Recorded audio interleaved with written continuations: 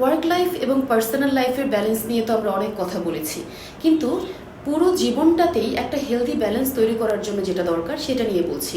আমাদের জীবনে কিন্তু অনেকগুলো অংশ বা ডোমেইন থাকে, প্রত্যেকের জীবনেই থাকে।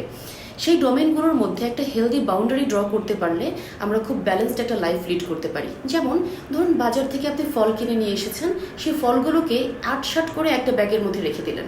একটা ফল যদি পচে যায়, সেই পচন কিন্তু বাকি ফলগুলোকেও এফেক্টেড করবে। কিন্তু আপনি ফলগুলোকে যদি আলাদা আলাদা করে একটু দূরে দূরে রাখেন, একটা ফল পচে গেলে আপনি সেই ফলটাকে সরিয়ে ফেললেন, বাকি ফলগুলো কিন্তু অক্ষত থাকছে।